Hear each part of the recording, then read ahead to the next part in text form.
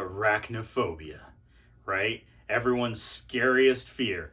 Although it turns out most people are more afraid of rats and snakes and, for some reason, public speaking than they are of spiders. But where I'm usually around, a lot more people are afraid of spiders than they are of snakes or rats or anything like that.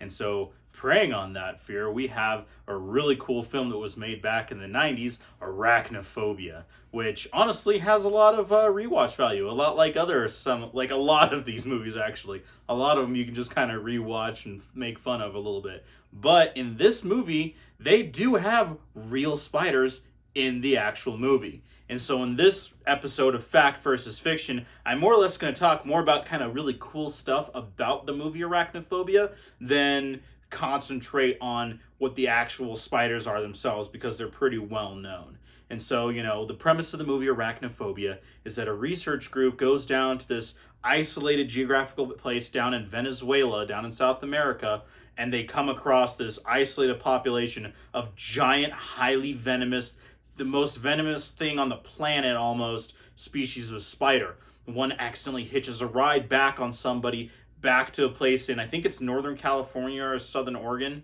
I think it's Northern California. And essentially what happens is he ends up, this one spider ends up reproducing and hybridizing with a native type of house spider. And then after that, their mutant offspring overrun the town, and they almost have to, and they set several buildings on fire to get rid of them in the end, right? Well, we're just going to go a little bit. So number one, there are no incredibly large, scary, dangerous, highly venomous spiders from South America. The most venomous spider in the world is the Brazilian wandering spider, which does have a range that does kind of go in there a little bit, but they don't look like a giant tarantula. They're not that large. They do have a decent size to them. They look more like a large wolf spider. They're not in the same genus, but they look very similar to that. And for the most part, they're fairly isolated down in that area. And truth be told, there aren't a whole lot of actually, yes, medically significant bites, but there's not a whole lot of fatalities from spiders in general, of any kind of spider, to be completely honest with you.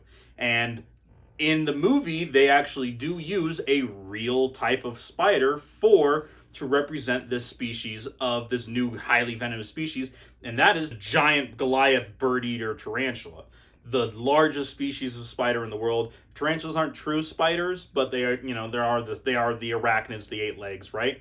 But even then, just that giant spider in itself wasn't quite, for the movie. And so what they actually did for a lot of the scenes that it was in, they actually gave the several spiders that they had to work with, they gave it actually a prosthetic abdomen that they kind of got and loosely fit over the abdomen of the spider with little purple stripes on it to make it look even more scary and impressive.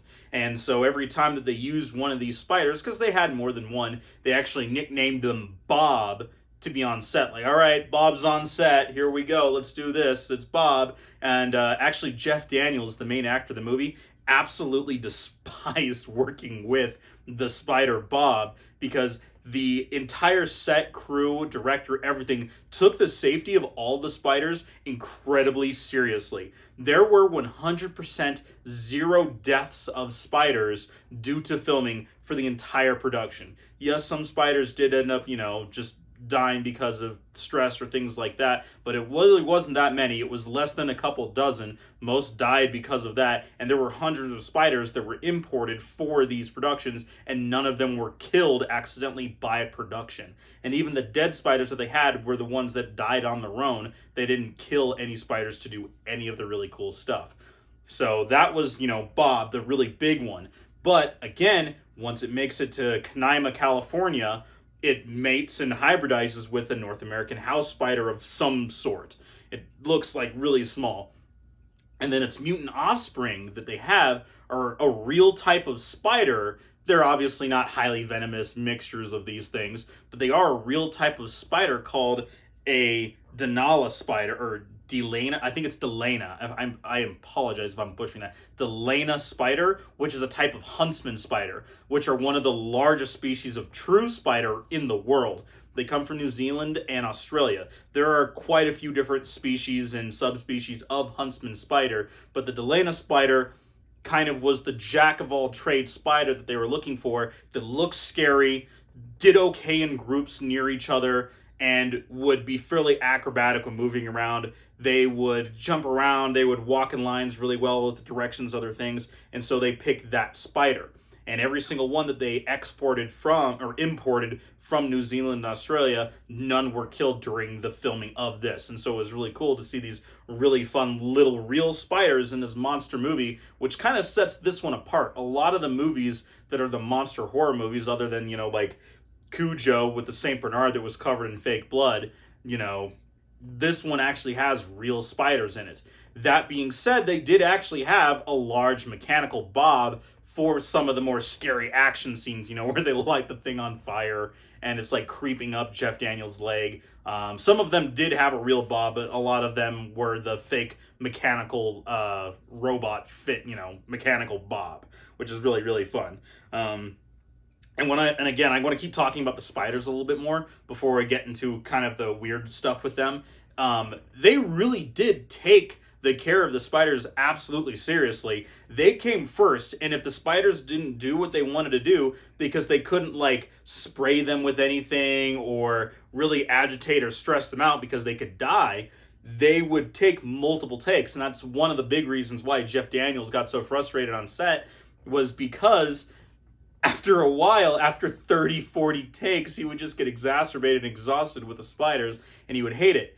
That being said, John Goodman absolutely loved Bob and thought it was hilarious for the entire thing on set. But, I guess everybody has their own opinions about working with animals or child actors or whatever it is on set, whatever. Hollywood's a crazy, crazy place.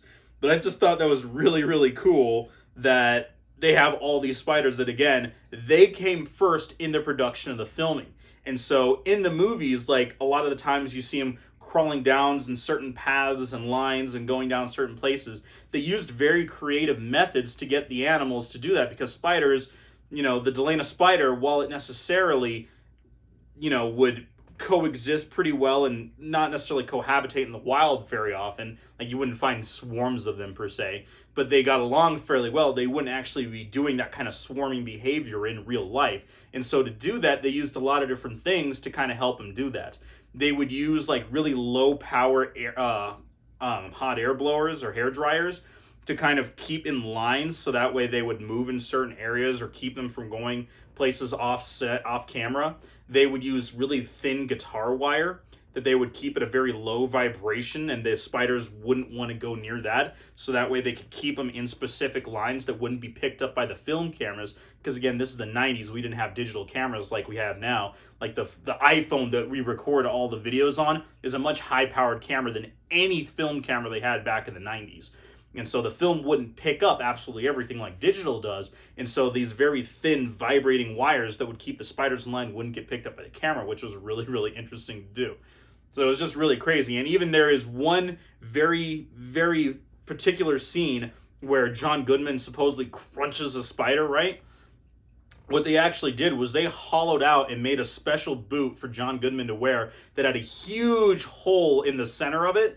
And then they, that way when it came along, he could literally step right over it and it would look like the little spider went, whoop. And then, they reenacted and they got the sounds of, I think it was potato chips crunching was the sound they made for the spider that, got, right? Well, it turns out spider completely fine. As soon as he lifted up his foot, they just cup the little spider and take it away. Just an absolutely really crazy, weird set that has to do with all these really fun things, with all this real spiders, not to mention a couple of the mechanical bobs. The general, right? That was him. He was the general that would lead his troops out to battle. So it was just a really, really interesting and cool thing on there, So again, there's no such thing as highly venomous spiders from Venezuela. There are some medically significant bites that can happen from several species all around the world. And again, Australia usually takes the cake for that kind of thing. But for the most part, if you just kind of keep your wits about you, you don't really need to worry about that. Think about the places that spiders like to be. So there's a good rule that I was always taught, and which is don't stick your hands where you can't see them. A lot of spiders, they like to be under things, under wood piles, under rocks, behind things that like up against a wall. Just remember that like don't put your hand where you can't see them that could accidentally startle or grab onto a little spider that could give you a bite out of pure reactionary defense. And that's really about it. Yes, there are issues where, some spiders will wander in, and you have to be a little worried about that, like yellow sac spiders, Brazilian wandering spiders, the funnel webs, things like that. You do have to worry a little bit more about because they are wandering around looking for things. But for the most part, as long as you just kind of remember, if your shoes are outside, just kind of pick them over like you do with scorpions, dump them out, wear gloves if you're working outside with wood or anything that's stacked up, and just remember, don't put your hands where you can't see them. We have in the gecko room, we get a lot of false widows that will come in with the crickets, and I don't always catch them, and so we do have some false widows that live in our gecko room. It's not a big deal. It's not a really bad, significantly bite. I've been bitten at least twice, and it made me feel just kind of like weak and woozy for like an afternoon, and that was it. But that being said, that happened because, I was tearing around and cleaning stuff up, and when I disturbed where their webs were, it ended up crawling on me, and as I was brushing it away, it got me a little bit. But most of the time, I never have an issue when I'm in there, and I do find them because I'm always looking where I'm putting my hands. I have a paper towel in my hand, and I brush, and I'm getting away cobwebs because they'll build little cobwebs in like corners of the enclosures that I have to, periodically wipe out and things like that. But anyway, get away from arachnophobia and spiders in general. Just keep, just think about those things. They're living, breathing things that are absolutely necessary for people to be here. Without spiders, we would be overran with insects in general. And yes, insects are absolutely a necessary part of the ecosystem, specifically pollinators and things like that. They are the founding part of a lot of food chains across multiple ecosystems that in the end we end up relying on too. So can't take spiders for granted. We have to appreciate them. You don't necessarily have to like them. Just kind of respect them a little bit. Remember, they are living things. Love the unloved, right? I absolutely love that saying. Got to give love to the unloved, and that especially includes animals like spiders that are an amazing, cool group of animals that have their own crazy behaviors and patterns and really fun things it's absolutely amazing to learn more about because I don't know a whole lot about spiders and tarantulas in general. And so every time that I talk to someone who works with them and knows a lot about things, I get to learn a whole new facet of information. And so hopefully you got a whole lot from this video. If you haven't watched Arachnophobia and you're absolutely terrified of spiders, go check out the movie Arachnophobia. It's pretty fun to watch. None of it's overtly scary. And again, it's cool to see actual spiders moving around and remembering the fact that they were actually taken care of, probably more so than any of the actors on set. Hope you're having a great day, and we'll check you next time for more Fact versus Fiction.